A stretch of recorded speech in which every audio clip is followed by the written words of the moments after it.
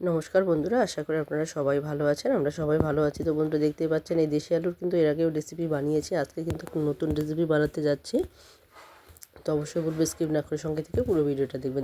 দেখতে পাচ্ছেন এখানে সিমের বীজ নিয়েছি। তো এই সিমের বীজগুলো কিন্তু এখন খোসা সমেত আছে, এগুলোকে কিন্তু খোসা ছাড়িয়ে নিতে হবে। আবার এই যে আলুগুলো দেখতে পাচ্ছেন, এগুলোকে আমি প্রেসারে দিয়েছি, সিদ্ধ করে নেব। এরপর কিন্তু এগুলো খোসাগুলো ছাড়িয়ে নেব। তো দেখতে পাচ্ছেন এখানে কিন্তু খোসাগুলো ছাড়িয়ে নেওয়া হয়ে গেছে, সাথে কিন্তু সিমের বীজগুলো কিন্তু ছাড়িয়ে নেওয়া হয়ে গেছে। অনেক সময়ের দরকার আছে এতে, তো সবাই মিলে করলে কিন্তু তাড়াতাড়ি হয়ে যায়। তো সবাই মিলে করেছি, ঝটপট হয়ে গেছে। তো দেখতে পাচ্ছেন এখানে কিন্তু প্রায় 500 গ্রামেরও বেশি কিন্তু সিমের বীজ আছে। চলুন দেখে নেওয়া যাক কী রান্না হচ্ছে আজকে। তো প্রথমে আমি এখানে দিয়ে দিয়েছি সাদা তেল, কারণ কিন্তু এখানে সিমের বীজটাকে ভেজে নিতে হবে। তো সাদা তেল দিলে কিন্তু সাদা তেলটা কম টানে, যার জন্য কিন্তু সাদা তেল দিয়েছি। আর এখানে দিয়ে দিয়েছি সর্ষের তেল। তো দুটো মিলেই কিন্তু রান্নাটা হবে। তো দেখতেই পাচ্ছেন এখানে সাদা তেল এবং সর্ষের তেল দুটোই দেওয়া হয়ে গেছে, এখন গরম হয়ে গেছে। তো এক এক করে আমি ফোড়ন দিয়ে দেবো। এখানে দিয়ে দিয়েছি প্রথমে কয়েকটা শুকনো লঙ্কা, তেজপাতা, তারপর আমি দিয়ে দিচ্ছি কয়েকটা কাঁচা পাকা লঙ্কা, সাথে দিয়ে দেবো এখানে পাঁচফোড়ন। তো দেখতে পাচ্ছেন তেলটা গরম হয়ে গেছে, আর দেওয়া মাত্রই কিন্তু সমস্ত কিছু হয়ে গেছে। এখানে হাফ চামচ পরিমাণ দিয়ে দিলাম পাঁচফোড়ন। এখন আমি এখানে একটু নাড়াচাড়া করে দিয়ে দিব সিমের বীজগুলো। তো সিমের বীজগুলোকে কিন্তু প্রথমেই দিয়ে দিতে হবে, কারণ সিমের বীজগুলোকে কিন্তু একটু নাড়াচাড়া করে ভেজে নিতে হবে, যাতে করে এর কাঁচা যে ঘ্রাণটা থাকে সেই ঘ্রাণটা যেন চলে যায়। তো দেখতে পাচ্ছেন এখানে কিন্তু একটু নেড়ে চেড়ে নিয়েছি আমি। এরপর আমি এখানে দিয়ে দিচ্ছি টমেটো, দুটো টমেটো আমি স্কোয়ার বরফি করে কেটে নিয়েছি। তো দেখতে পাচ্ছেন এখানে দুটো টমেটো কিন্তু কেটে দিয়ে দিয়েছি। এখন এই টমেটো আর সিম বীজগুলোকে আরও একটু নেড়ে চেড়ে ভেজে নেব। এই যে আলুগুলো আমি এখন দিয়ে দিলাম, আর কিছু আলু কিন্তু এই যে আমি হাতের সাহায্যে কিন্তু একটু পেস্ট করে দিয়েছি। তো এখন সমস্ত কিছুকে কিন্তু একটু নেড়ে চেড়ে ভালো করে ভেজে নিতে হবে।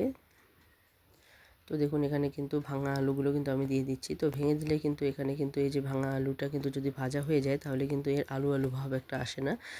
রেসিপিটা বেশ দেখতেও ভালো হয়, আবার খেতেও কিন্তু ভালো লাগে। যদি পরে এটাকে গলিয়ে দেওয়া যায়, তাহলে কিন্তু এটা কিন্তু একদম আলুর ডালের মতো টেস্ট হয়। তো অবশ্যই চেষ্টা করবেন যে ভাজার সময় যেন আপনারা আলুগুলোকে ভেঙে দেন, তাহলে ভাজাটাও কিন্তু ভালো হবে। ভাঙা আলুগুলো কিন্তু ভাজা হয়ে গেলে কিন্তু সেগুলো আর আলুর মতো কালারও হবে না, আর আলুর মতো কিন্তু স্বাদও হবে না, একটা আলাদা রকম স্বাদ কিন্তু চলে আসবে বন্ধুরা। তো দেখুন এখানে কিন্তু আমি স্বাদ মতো লবণ আর হলুদটা দিয়ে দিয়েছি। তো যতটুকু আমার আমি গ্রেভি রাখবো সেই আন্দাজ মতোই লবণটা দিয়ে দিয়েছি।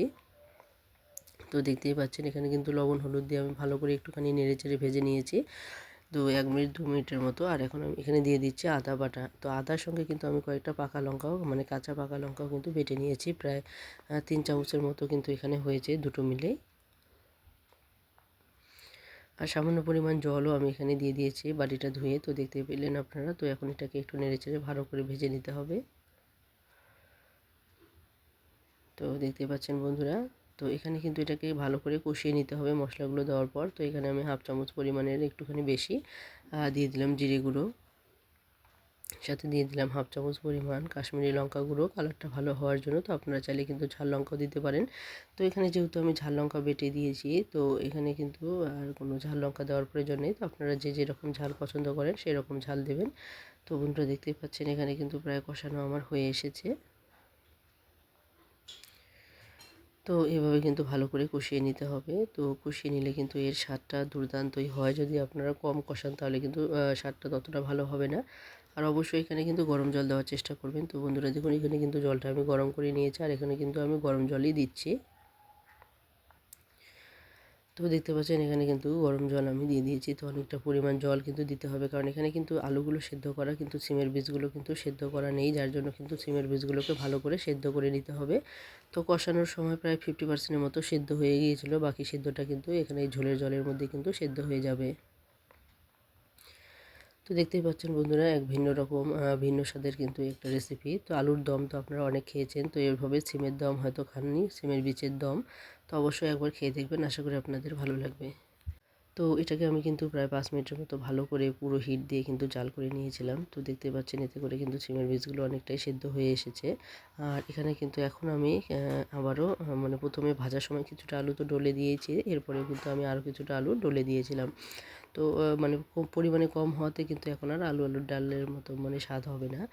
তো যদি শুরুতেই যদি আপনারা না দেন, তাহলে এখন যদি বেশি করে আলু ডলিয়ে দেন, তাহলে কিন্তু আলুর কালারটাও খারাপ হয়ে যাবে আর আলুর মানে খেতেও কিন্তু ডাল ডাল হবে। তো অবশ্যই চেষ্টা করবেন আলু কিছুটা পরিমাণ আগে ভেঙে দিতে।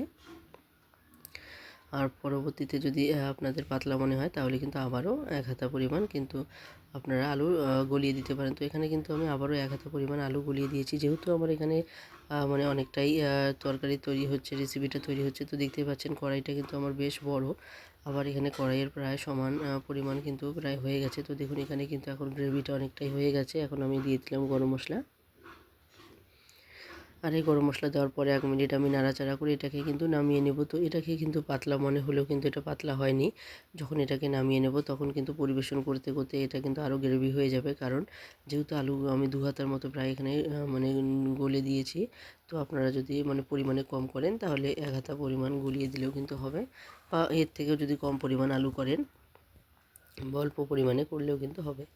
তো দেখতেই পাচ্ছেন বন্ধুরা, আমি কিন্তু এখন নামিয়ে নিয়েছি। তো দেখতেই পাচ্ছেন এই যে সিমের বীজগুলো কিন্তু অসাধারণ হয়েছে। তো এখন একটু নাড়িয়ে নিয়েছি। তো দেখুন এখানে কিন্তু একটু পাতলা ঝোল মনে হলো, এটা কিন্তু মানে যখন হাতা দিয়ে আমি নাড়িয়ে নিয়েছি, তখন কিন্তু এটা কিন্তু অনেকটাই মানে গ্রেভি টাইপেরই হয়েছিল। তো এটা কিন্তু খেতে ভীষণই সুস্বাদু হয়েছিল। তো যারা এখনও এরকম করে সিমের বীজ খাননি, তারা অবশ্যই এরকম দেশি আলু দিয়ে ট্রাই করে দেখবেন। আর যদি যাদের কাছে দেশি আলু থাকে না, তারা কিন্তু নর্মাল বড় আলু দিয়েও মানে বরফি করে কেটে নিয়েও করতে পারেন। তো আজকের আমার এই রেসিপিটি আপনাদের কেমন লাগলো অবশ্যই কমেন্টে জানাতে ভুলবেন না।